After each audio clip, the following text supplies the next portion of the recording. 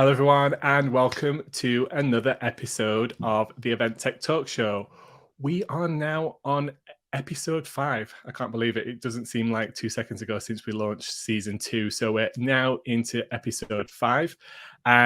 If you missed any of the last episodes, do go and check them out on obviously all the major podcast networks, Apple, iTunes, Spotify, Google Podcasts, Pandora, all of your favorites. We are on all the networks. Or if you want to see our guests and see their expressions and see them in real life, you can check us out on eventtechtalks.com, or you can go to YouTube where there are also recordings of all the episodes. Finally, before we get into today's episode and I welcome on today's guests, if you feel like you have something important to say about event technology, or you have something interesting to share, a case study, an opinion, you can reach out to me at adam@eventtechlive.com. Joining me on today's episode is Ben and Gus, co-founders of GoRemote, and we are here to talk about speaker checks to seamless sessions. Gentlemen, welcome to today's episode. How are you both? Cool. Very good, thank you. Yeah, thanks for inviting us on. You are both remote, right? You are both in 2 different locations. So Ben, where are you calling in from today? I'm in a place called Annecy in France, so in the mountains, just not too far from Geneva. Nice. And Gus? And I'm not too far either, next to Geneva, in Thônex in France as well. And Gus, you were telling me you were actually further afield though recently, weren't you? You were in Barcelona for a couple of weeks at one interesting event that we've probably all heard of before. Yeah, actually Ben and I were at the Mobile World Congress, working as show callers on the stages there. Interesting event, very interesting. Is that an event you guys have worked on previous to this, or is that something new related to like GoRemote or other businesses that you're involved in? That was through a different business, and yeah, I worked there as a production manager and show caller for 3 years, but that was back in 2012, 13, 14, and 15, so quite a while back. Yeah. Ben, have you worked on the show before as well? Once before, yeah. So back in 2014, I think. But it's this year's been interesting because it was the first time properly in 3 years. I don't know if you remember the beginning of the pandemic, where World Congress was on the first events to cancel. And everyone was like, was that a good decision at the time? Was it too early? But it proved to be. But next year, it's 3 years since they've been there.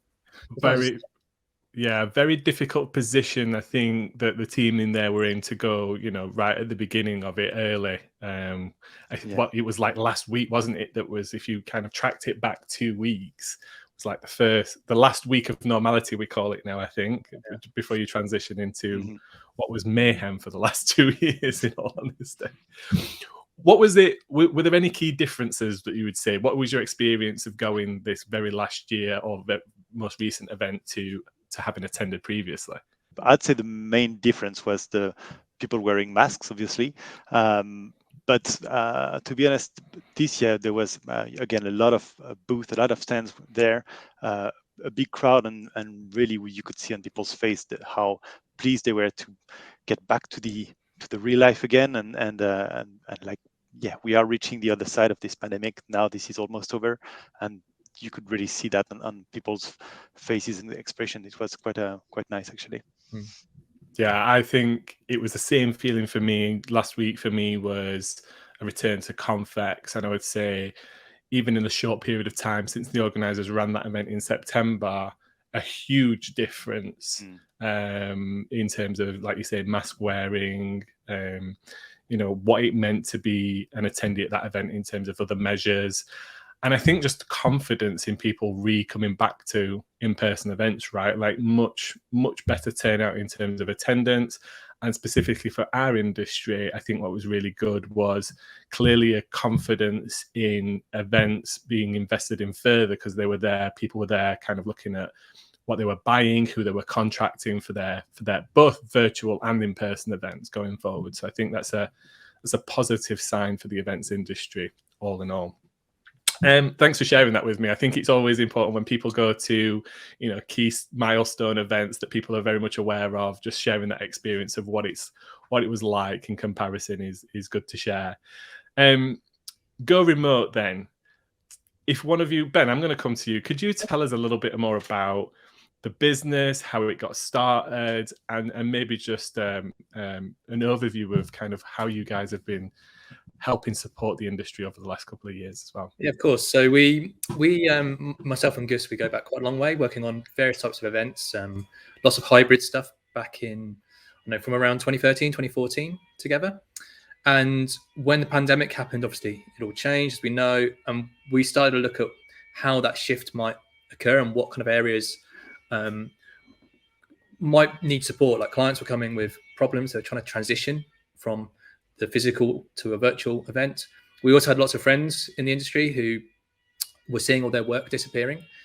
So we kind of started chatting, brainstorming about ideas, and thought, well, maybe there's some area that working with some of the speakers needed support. We saw that there was lots of platforms and lots of technologies, but the speakers were struggling. People were struggling with the technology. So what we started to look at was how we can help them. So we got in that speaker management, essentially virtual speaker management. So we call ourselves virtual stage managers. And we do a similar thing to what a stage manager might do in the normal physical world. It's just supporting the people who are going to be presenting, making sure they're connected right, checking them technically, that they're all set up, making sure they're briefed. And over the 2 years of the pandemic, they started off as a very small thing of just a startup, just testing out ideas. And then we gradually built our team, built different tools and technologies. So that was down to doing speaker checks, making calendar links and booking systems for the speakers, email communications, all these types of things, just to support that journey so that a speaker at a hybrid or a virtual event can be looked after in similar ways that they might at a physical event, and not just left. Not they just click a link, suddenly they're on Zoom and then suddenly live to the world and freaking out.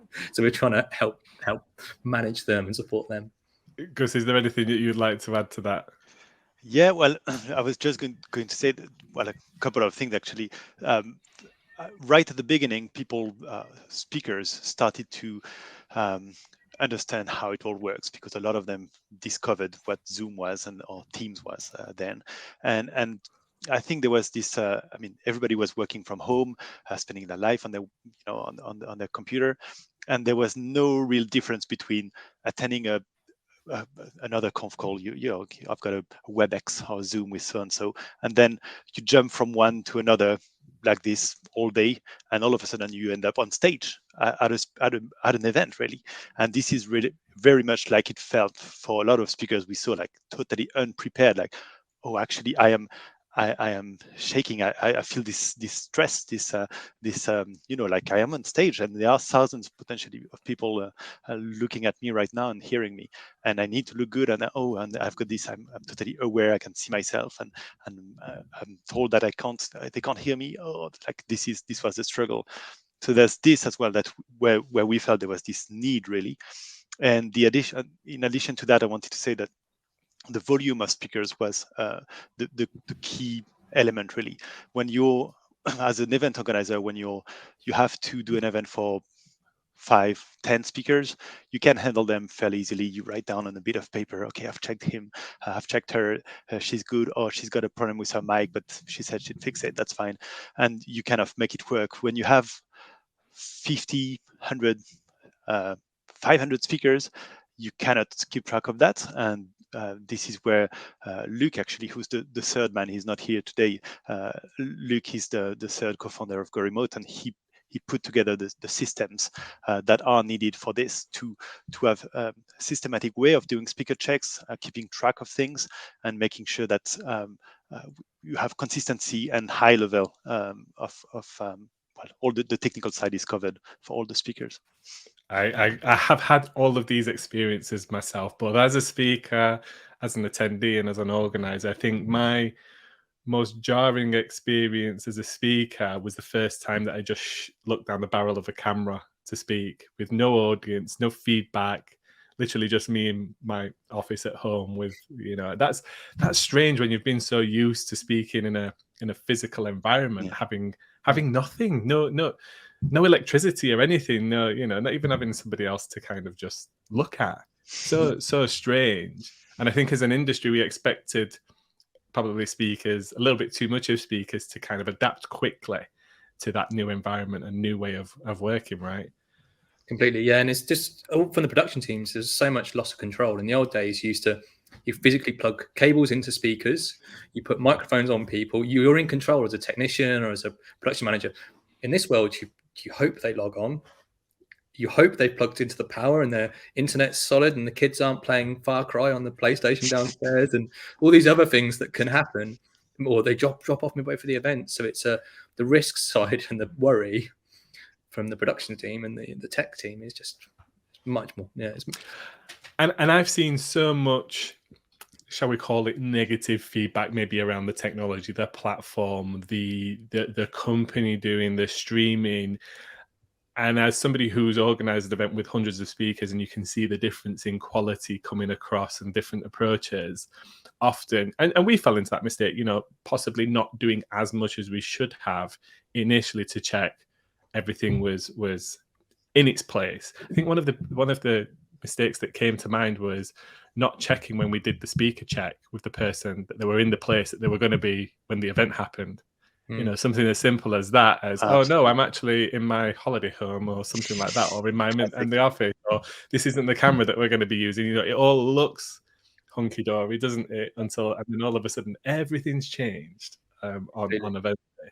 Have you come across that as well before, like people just like moving around and doing different things when it comes to event days? This is the number one. So one part of the speaker check process is to go through a checklist essentially, and this is the number one question: are you in the same location as the one you will be when you're attending the event?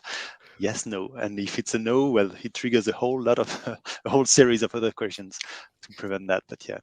Well, I'd love from interesting places as well. I've had people dial in from cars for presentations. Like it's like, you're in a car, you can't really do an event from here. Surely you can get to the office, or at least pull over, please. Yeah.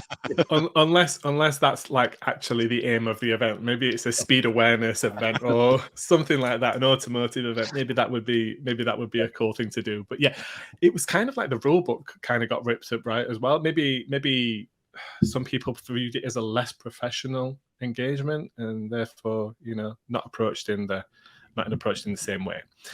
I'd love because we do have professional speakers listen to this. Like, I'm always looking for tips. Like, Ben, Gus, if you got like one kind of like top tip for anybody that's a professional speaker still kind of doing virtual events or hybrid events from a remote perspective that you think is always worth bearing in mind? Top tip. The one thing I'd buy is a ring light.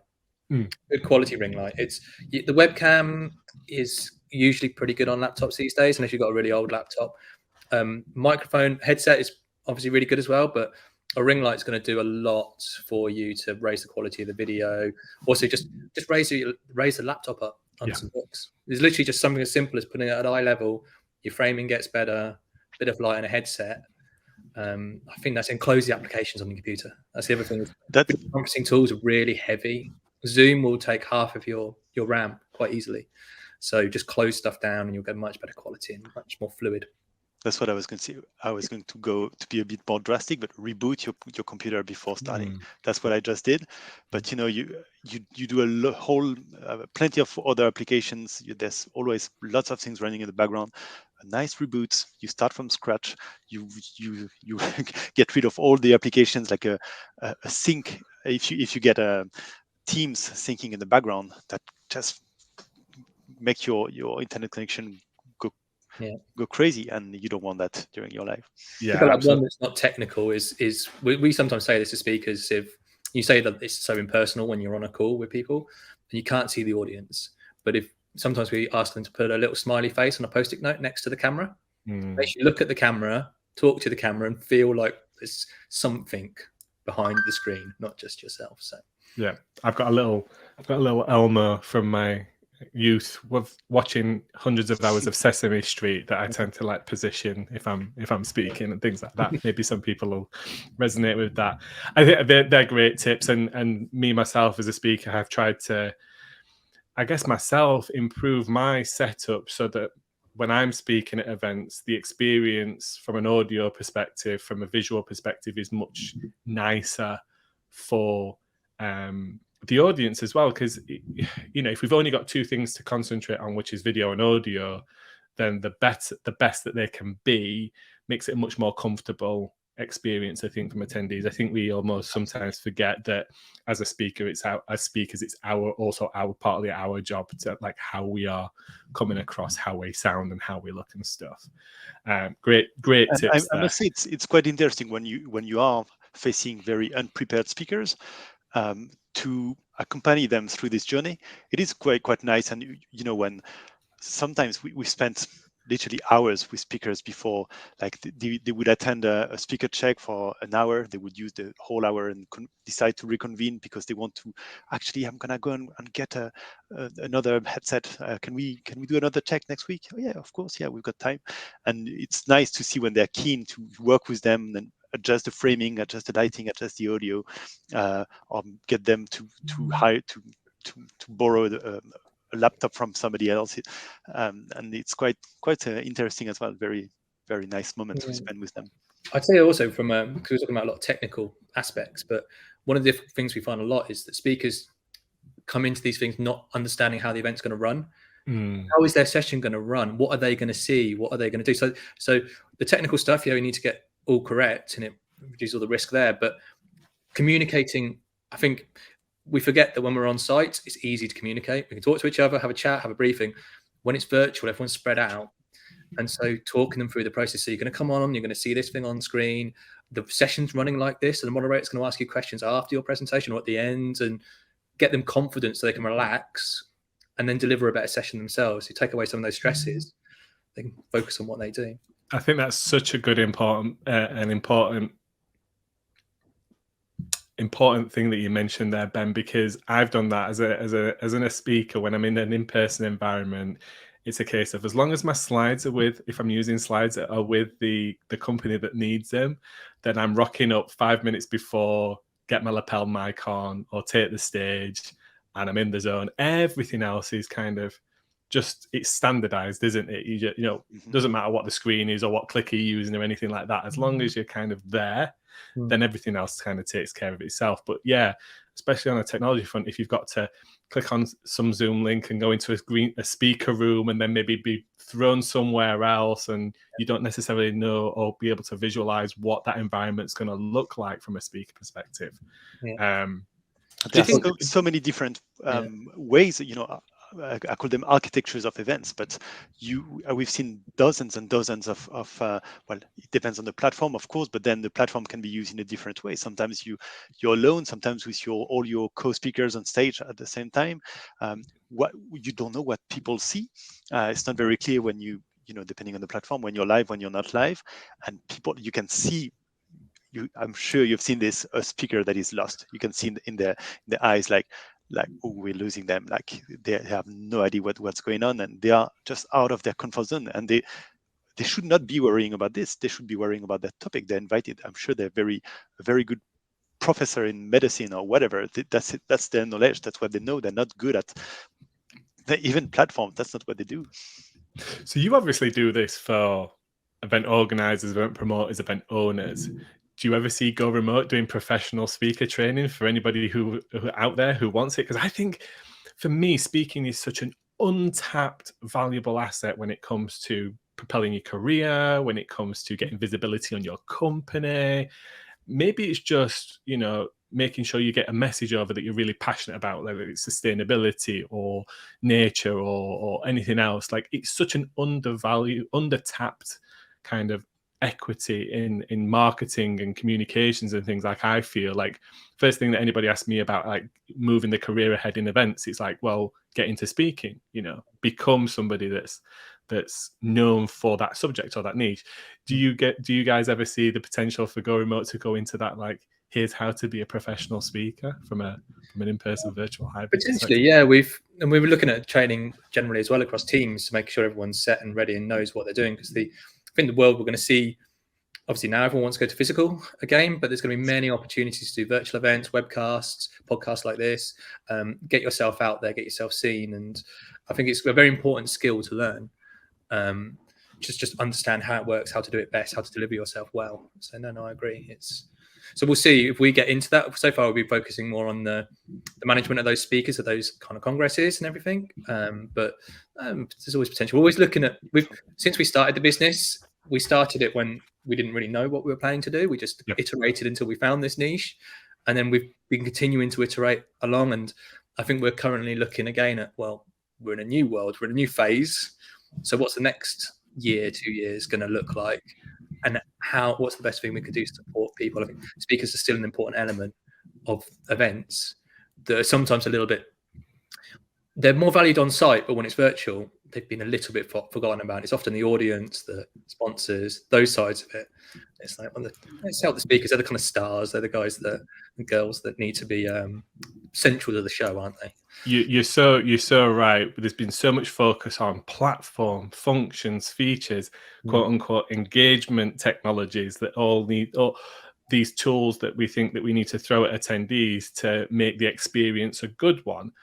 And actually, when it comes to the main course, shall we say, the content and the speakers and everything, I don't know a huge amount of organizations that are using a partner like yourself to, as the professionals, to facilitate all that. They're just relying on, I guess, the understanding that you're a speaker and you come on and and maybe send them a nice little email that says this is how it's going to work, right? Yeah, completely. Yeah, I think a lot of times it is like that, and just hope they're going to all rock up and it's going to be cool. There's production companies getting involved, helping that process and doing it. And they do a wide range of other stuff, but no, it's I think we're one of the few companies that specifically focus down on that little niche. But I would say that for all those event platforms owners, the people who are making those platforms, and especially the ones where participants can become speakers, which is a big trend. When you're an attendee, and by clicking this link, you can join a roundtable discussion. You can be part of a side talk or after event talks or these kind of things, and you become basically another speaker with your webcam on and your microphone on.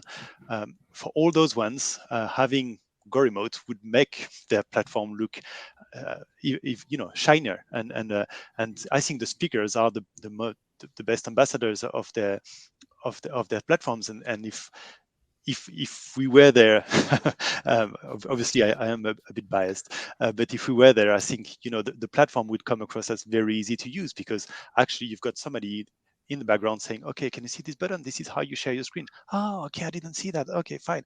Okay, this is how you can mute yourself. Actually, this is not the right device that you're using. You've got a nice headset, but you're using the wrong microphone. So let me show you how to select this device for you. Oh yeah, okay, fine. And then that becomes all obvious, and all the platforms are great, but I think some are more, you can get a grip on the platform more easily than others, and with a bit of training, maybe it's you can make the most of the platform. You make a really good point, Gus. It only needs a well-known speaker with a following to have a bad experience, doesn't it? And maybe put something out publicly, and then that reflects predominantly on the technology. And it might have been them ultimately at the end of the day, or just a lack of understanding of how things work in that environment or that specific platform, because they all do work differently as well. There's 800 or something out there at the moment. So everybody's used to Zoom and Teams and meetings and stuff, but once you start getting into the more event specific platforms, they all have their onboarding way, their own way of onboarding you, their own green rooms. It's a minefield. And they turn up, like, most of them are fairly similar. It's fairly obvious a lot of the time. We've been on events and it's super easy. Share your screen, mute your microphone, turn your camera on and off. But when they rock up and they're quite stressed, they're about to start their session, then they forget where all the buttons are. It's just stuff that's really obvious straight away. It's just a little bit of support to get them a bit comfortable first, and then you don't have problems midway through. And you know how speakers have a tendency, we've seen this a lot, of just muting themselves and can you hear me? Oh, this isn't working. It's usually user error most of the time. 9 times out of 10, all the time, it's a user error type thing. So a little bit of support there, I think, can really just help things move. And again, I hate to say it, but we see we don't have any actual stats about this, but speakers over a certain age are just not good at it. And something that is very obvious, this big red button there, they can't say it because they don't even know what they're looking for. And when you speak again, there must be great we've spoken to Nobel Prizes and or I don't know, professors, doctors who are very smart. I'm sure they are, but they are just not good at this. And again, don't blame them for this. That's not what they do for a living.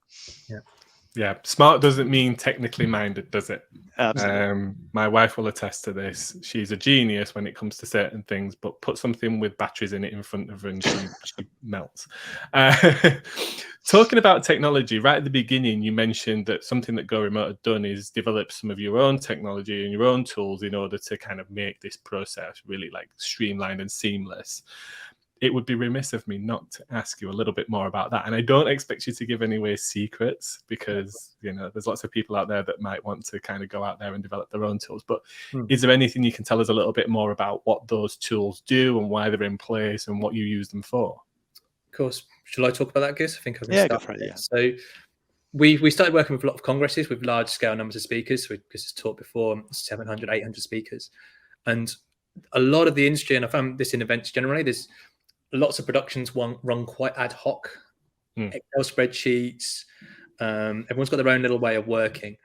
And so we were trying to move away from using spreadsheets and moving to more of a database and a front end. So we built a database with a number of rules in it and a front end to the system so that essentially we can have all the speakers in there, all their contact details, easy to click and find information, what sessions they're on, all linked together.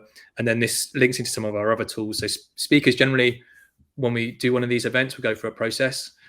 We'd initially email them with some information about what they need to do. They might need to upload presentations. They might need to attend a one-to-one speaker check or a briefing session. We have a semi-automated check system as well that they can go and click a link and run some tests. And it tells us if their internet is good, bad, the video quality is okay. So it all kind of drives from this central point, and our clients can then log in and they can see where the speakers are. Have they completed all the things they need to complete? Who hasn't come back to us? And as well as on the day of the event, we have a kind of Trello system essentially, where each speaker would stand by waiting for them. When they arrive, they get them checked, and they move across a board so that everyone in the event can see who's there, who's not, and who needs calling. So often we'd work with the production team. They could pick up a phone 15 minutes before, okay, we're missing these two speakers, and everyone can see that. So there's more visibility, especially when you're all virtual, you're all in different locations, or sometimes you're in the same venue, but you're spread out. It's just a good way to work to keep everyone on the same page in terms of the speakers and where they're at. I think a spreadsheet is such a dangerous thing to run an event on.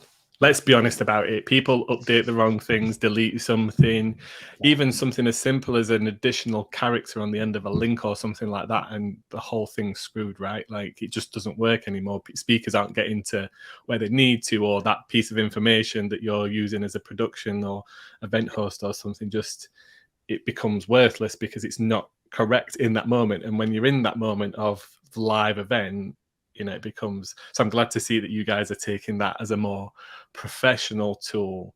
Yeah, and the vision collaborative as well, because the amount of times things aren't version controlled either.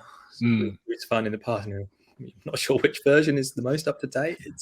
I was going to say more dangerous than spreadsheets are offline spreadsheets, and this is something like. And I mean, I do not understand how in 2022 you can still have events running off offline spreadsheets. And did you get the most up-to-date one? Oh no, I see you're working on the V13. Oh no, we're on the V17 now. Okay, sorry. So yeah, I think the database is really the core of what we do, and we work the pre-production phase ahead of an event is mostly working on the event organizers to make sure that our portal, as we call it, matches their database.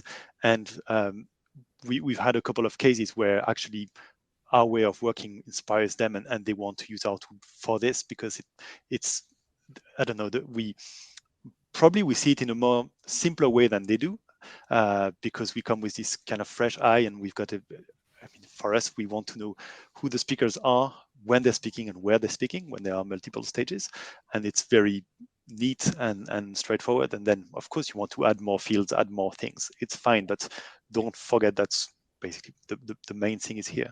Yeah, I know why we're still using spreadsheets offline. It's because people inherently like status quo, right? They've always used a spreadsheet.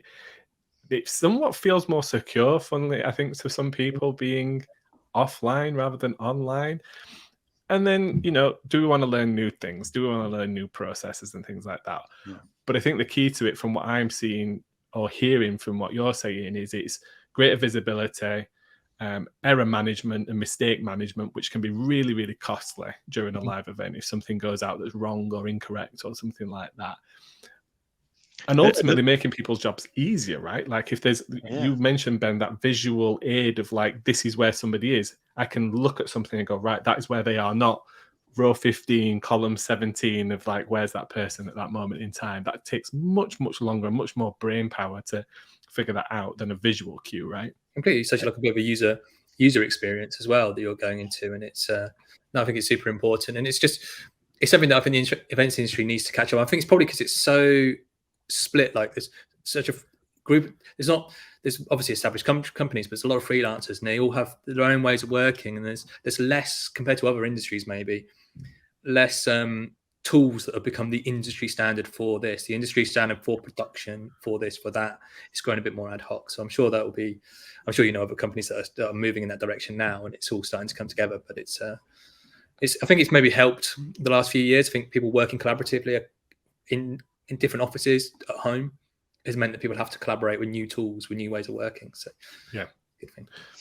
Good. Sorry, go for no, it. I was going to say, you mentioned not to share any secret, and it's a secret that should be known by everybody. But we send calendar invites to speakers, and this is something that's if that can be the one tip, you need to assume that speakers do not read emails, and basically they will remember about the talk when they receive this ping notification on their iPhone, and then, oh yes, I'm speaking in 10 minutes, 15 minutes, and here's the link, and this is what you want, and you want to make sure that they have the right information in this calendar invite. The great thing about invites is that you can update them as well, and as the organizer, you can monitor who has accepted and not accepted the invite. So it's kind of dynamic and very, very helpful to run an event, and you can also have more people, like several people who receive the invites. So you can have the speaker and the PA, assistant, secretary, whatever. So that's a very good tip to use. I totally agree. You are in control of those notifications and reminders, right? That 10-minute warning, that 30-minute email, that maybe even the day before. Like it's surprising how many people's engagements when it's speaking just drops off the radar if it's not right there in front of them as their priority. In terms of an organizer, so I'm an event organizer now, I've got my event organizer hat on. This is a challenge for me. I've had problems with my previous events. Like, I see the value in an organization like GoRemote kind of joining me and taking all that heavy lifting off and kind of polishing my event. What's the process, and what kind of timelines and lead times do organizations need to be thinking at? Clearly, we can't bring you in a week out from the event, right? We can't. You're not a quick fix 2 seconds before we're about to go live. But like in general, like what lead times and what's the process of working with GoRemote from start to finish? Do you want to take that, or shall I? Yeah, you go. Yeah, okay. So we tend to start working with an event organizer 12 to 8 weeks before the event. It depends on what is needed. So some events we might check everybody. We've done some governmental events. So ministers, everybody has a one-to-one check and a briefing session. And obviously we could spend 2 weeks doing speaker checks with quite a few hundred speakers. Other events need less of that, so we can come in a little bit later. It's really that on-site side, but we like to get involved with the communication beforehand. So some clear emails, the calendar invites, setting up the database. We need a few weeks to do that. On the event itself, and you might want to run like a webinar before. So if you're splitting your speakers, you might section off certain ones that have a one-to-one check. So your chairs, any VIPs, anyone who's looking risky in terms of their setup. And then you could run a webinar for the rest of the speakers, so to keep costs down and just to get the information out to them. Then on the event itself, as long as we have time to get the database set up, we can come in fairly late, actually. Because often these things the problems tend to get more pronounced closer to the event. Suddenly there's like, oh my God, there are a lot of speakers that need sorting out. So we could come in fairly late, and we run speaker checks during the event. So the process when a speaker joins is, if we've checked them, we can set the arrival times. So they might, if they've got lots of problems, we could tell them to arrive an hour before their session. Most of the time it'd be half an hour before. That gives us time to do a final briefing, final checks, make sure they're all set, ready to go, moving through the process. And then, so there's enough time on the day to iron out most of the problems. The one you mentioned earlier on about location is a difficulty though. If you have one person who turns up and it's just the location is not working, you can get them onto 4G, but even then you might be losing them. You haven't got time to get them to move to another location. But that would tend to be the process in terms of timelines. What we've done on a few events was a drop-in option. So speakers would, instead of booking a dedicated one-to-one speaker check, speakers would attend, just pop in a room where we have some of our team, a virtual stage manager, waiting for them on a similar platform as the one being used, and we would go through the check. But yeah, without a booking. Sometimes it's a very busy place, so we've got a whole team waiting there just in case. But when you do that at the same time as the event, you can actually use we use our resources of people in a very efficient way. So we still have people looking after the live stages and people looking after the pre-stage phase, and it works quite well as well. Yeah. That's such a great tip. I've never heard anybody kind of have that like live drop-in speaker area. Makes sense at a physical in-person events. I have seen that there before. Yeah, in absolutely. That virtual environment. That's such a great tip. Speaker preview room in the congresses kind of thing. Yeah. There's somebody who's left it too late room. That's what we'll call it. The last minute people. The last, or as we call it internally, the last minute lifesavers. It's those people that come in right at last minute that save your life because they're there to support you. Such a great tip, Gus. Thanks for sharing that. I don't want to give people the wrong impression. GoRemote's not just for the mega events with hundreds of speakers, right? You work with kind of small, medium-sized organizations. It's not just for one. Would you give us an example maybe of a couple of recent events that you've worked with, what type of event they were, kind of the size and scale and things like that? Sure. So, it ranges from those larger congresses. We find it works well when teams can't manage hundreds of speakers, but when we go down to the smaller events, it could be either when you've got smaller but quite high profile speakers. So we've done ones with, I don't know, you have the likes of Mark Carney coming in and then they need specific support all the way through the process. But also equally just smaller virtual events. It might be a 2-day, a 1-day event, a single stage, and you just need a couple of people, 1 or 2 people just to manage that process, be there to support. And it's the same roles we'll be doing either way. We greet the speakers, we give them a final briefing, we do final checks with them, and then we sit there and support the event throughout. So if they need help during the event, we can jump in and assist them, much like the technician might be at any standard event. And a lot of our team have been quite experienced in this world. They've had technical experience in the past, but now are probably after 10, 15 years experience. So they're all producers, production managers. They know how to speak to different types of speakers. They've been there and seen those different levels, so they can get involved across the event. They can be pointing out things that might be happening, the platform that needs to be looked at, content questions can be solved, speak to the CEO at the same time on a call and give them the right greeting when they turn up, also speak the technical talk to the technicians when you need to do that. So we support the smaller ones as well, and often that's when organizations do more regular smaller events, and they might have one big one in the year and then regular ones that scatter between once a month, let's say. And yeah, I mean, in addition to what you just said, Ben, those large events, as you can imagine, when you're working on a large medical congress for 500, 600 people, it takes a lot of pre-production time and all this investment to build the portal and build the database, as we said. For smaller events, we actually see when there is a series of events, it becomes worth it because you set it up once basically, and then you can replicate the same again. And our portal works this way, and you can just basically spin it up and make a new version of it. So it's not basically once the client has invested in this, we can do a quick 2-hour event for them, and then the scalability is going to be in our team. If we need a team of 20 virtual sales managers, it's different than a team of 2 virtual sales managers, and of course the budget is not going to be the same, but we can scale it this way. Yeah, and this, I suppose it's also worth pointing out that internal company events as well. Large companies are often doing internal events across the globe. They've got employees all over the world now, and everyone wants to fly less. Everyone's used to Zoom. You don't need to go and travel to have a meeting with people as much anymore. So I think it's going to be much more used. And I think we've done quite a few events like that, internal, not broadcast out, but they're quite high production values. Like I'm telling, using some really kind of like complex tech and systems, and they look great. And it's nice to be involved with those types of things as well. But you might have like 15 speakers. So where's the industry going then? This is the $1 million question now.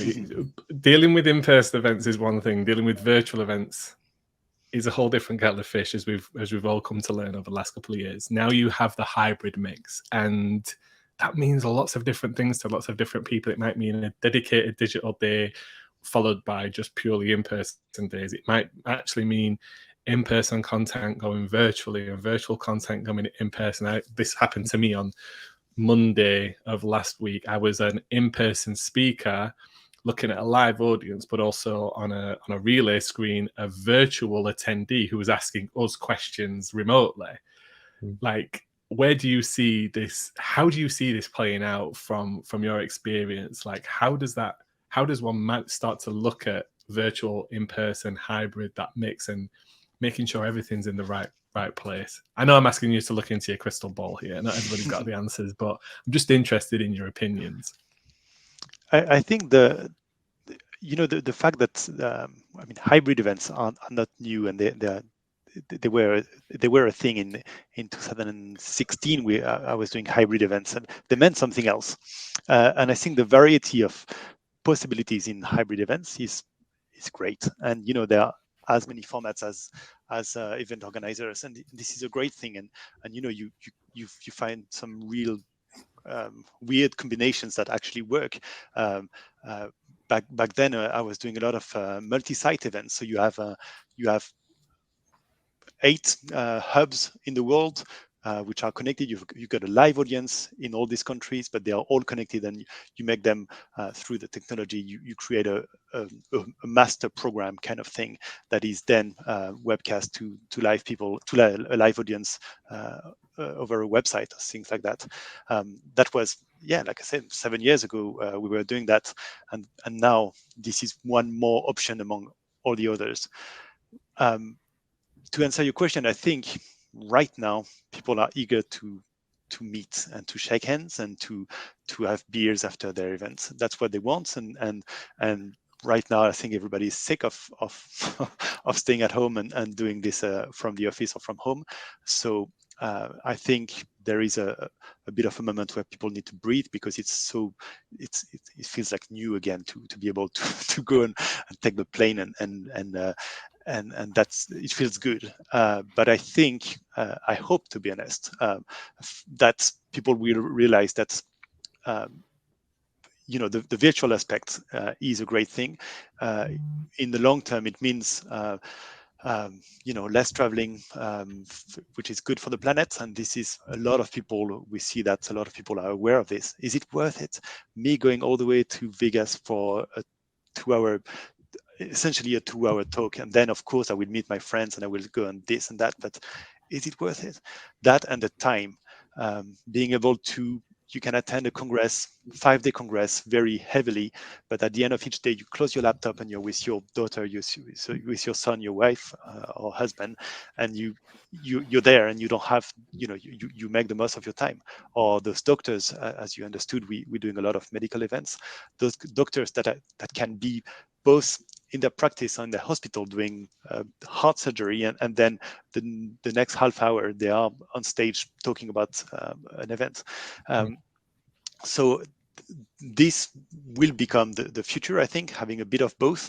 But I definitely see the virtual aspect, the remote speaker aspect, something of the future, and I think people will realize this is a strength and something that we cannot lose. Yeah, I mean, I agree. I think, as Gus says, it's going to be that next few months. Everyone's going to rush back to physical, which is after 2 years we need that. But I think then we'll start to see it settling, and the hybrid approach will become norm in a lot of ways. Whether that's nodes in each country all linked together, I think that's a good way of doing things. You've got 100 people in one place, 500 in another, 5 in an office somewhere else, all linked together, being able to communicate across the world, or the other types of hybrid that you could be doing. But also, it's hopefully event organizers see that once you're going into that model and you're recording everything, you've got the content. So you can then embrace this idea. You can reach a bigger audience. You can reach them for longer. The event's not just around the event.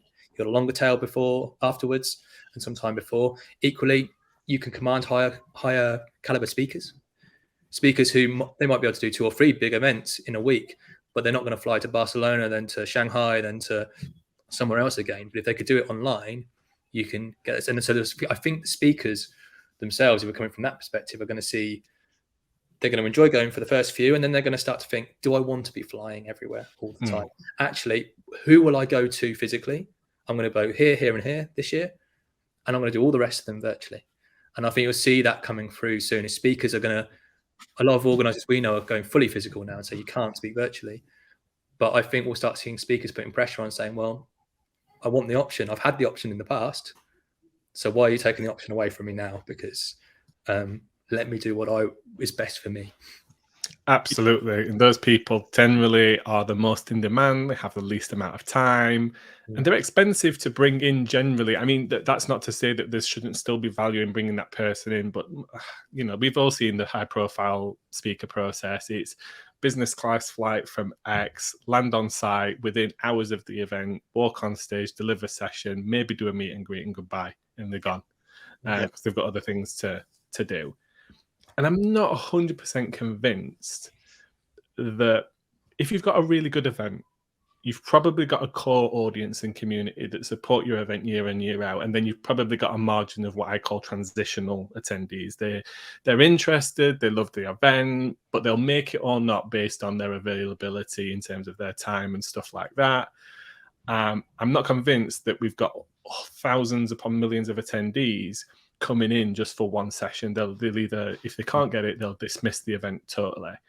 From my perspective, what I think we're leaving on the table, which is a whole other podcast, which is about the value of data and understanding an audience and being able to market to them for sponsors and exhibitors.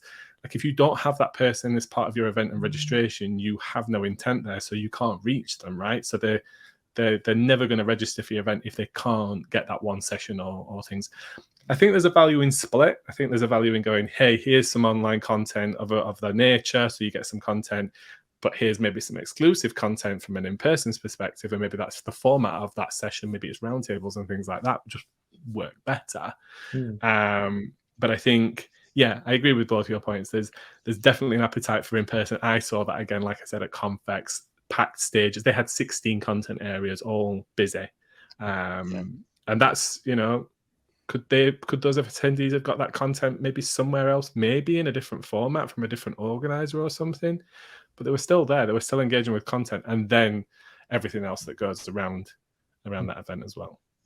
I think what you just said, people want exclusivity, and this is, I think, I mean, you can get exclusivity in many ways, in person or remotely. It's just how you bring it, and you can. I don't know. Let's pretend that you're attending this 100% physical events, and one of the speakers, so 99% physical event, and one speaker is going to be a remote and going to deliver a live talk, and you can ask questions, and then let's say that at the end of this talk, a lucky, I don't know, 100 people or 50 people can attend a post event talk with this person for half an hour. A lucky 50 people would be able to get it, and I mean, they would do it, and this would be exclusive. And you can get that whether it's physical or remote. it doesn't matter. What they want is this, yes, you're on a Zoom with the speaker. This is all that matters to you, and you're there, and you've got what you want. You've got this chat with them, and you're happy. So yeah, it's how you build it. I totally agree with you. I met someone really interesting last week who was giving me the last 2 years they've been doing virtual match day experiences for football fans.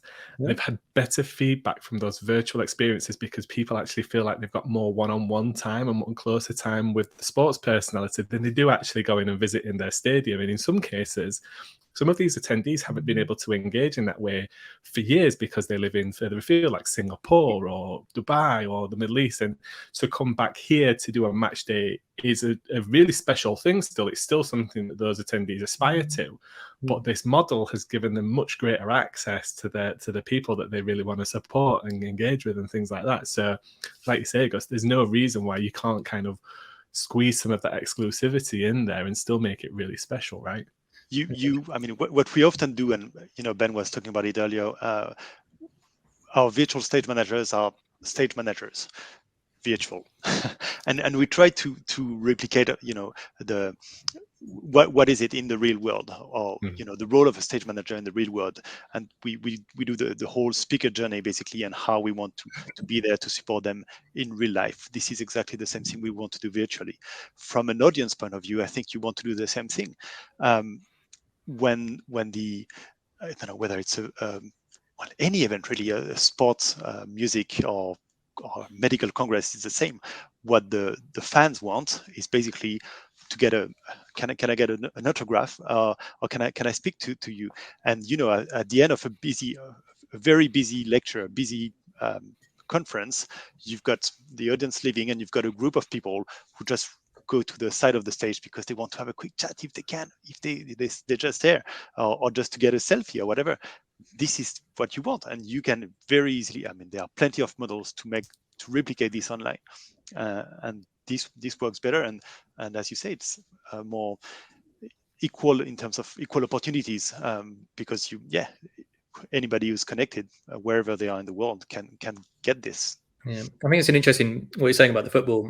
Again, access is one thing that we've thought about also with virtual. Is most of the time speakers have been in their office, in their bedroom presenting, but there's a lot of opportunities to branch out from outside that. So we're talking with some environmental events. So you don't need everyone in an office. Why don't we have one person on their phone in Antarctica and someone else in the jungle doing a conversation virtually from different parts of the world simultaneously? Let's embrace virtual.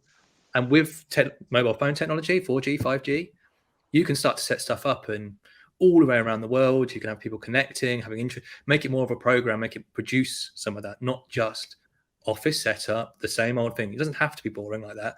There are opportunities, creative opportunities to engage audiences and make it a bit different, but it's still a virtual. Yeah, I think Go on, Gus. You go for it. You go. Now, I was going to say, when I was talking about those multi-site events that we used to do, we used to organize a while back. I remember this.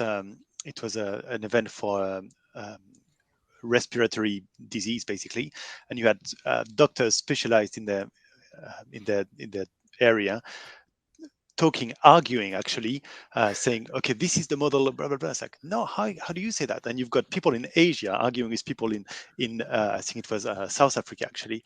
And they realized that their model is very different because, of course, it was about asthma and allergy or whatever. I'm not a specialist at all, but I remember that you had this thing, and just because their normal is not the same as their normal, and it makes it very rich. And yeah, absolutely embrace it.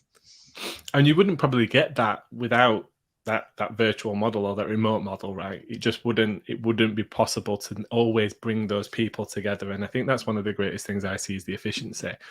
But coming back to, I guess, the core topic that we've got here today is quality is a must, right? The ease of those people engaging with each other. If somebody's having a bad experience as a speaker, then they drop off or they never come back. If the audio or video quality is just not quite right, then I think audio probably more than video, right? People can get away with a bit of a dodgy picture, but as soon as it doesn't hear right, I think there is some statistics like we are X times more sensitive auditory to visual kind of thing. Yeah. So, and messaging as well. It's the message is first in audio.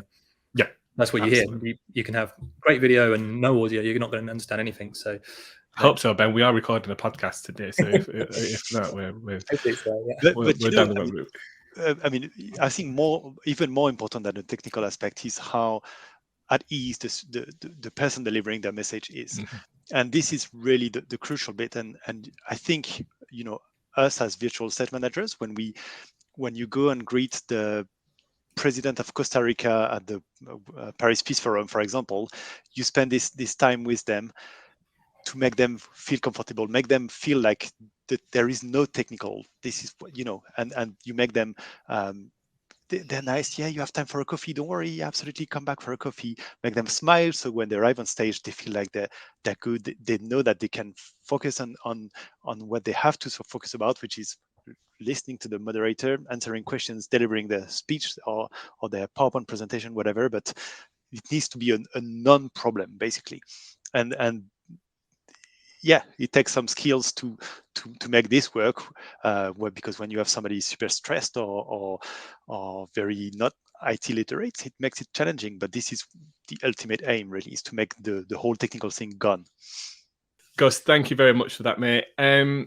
Ben, Gus, you've been amazing guest today. I think as much as the Event Tech Talk Show is often looking at the very technology that runs the event, I think we often forget the service and support that goes along with that technology, especially as we're changing habits and transitioning into a bright new world. I think Orange, the mobile phone operator, I've got trademark on that, so maybe I'll have to take that bit out. Where can people reach out to you guys if they want to talk to you about GoRemote and your services and how you can support them with their events? Where's the best place to go? So probably on LinkedIn. We've got our website you can go to and check out, which is goremote.team. But also LinkedIn.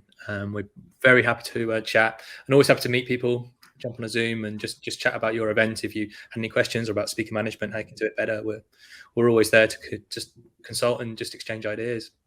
Amazing. I will link in the show notes as well, so people can jump straight to your LinkedIn or the website. Guys, thank you very much for joining me today. Thank you for being such engaging guests. And for anybody watching or listening back on demand, do go and check out the GoRemote team. And please give this a like and a share if you found it helpful, so others in your network can also gain knowledge and information that will help them produce better events. Thank you very much, and we'll see you in the next one.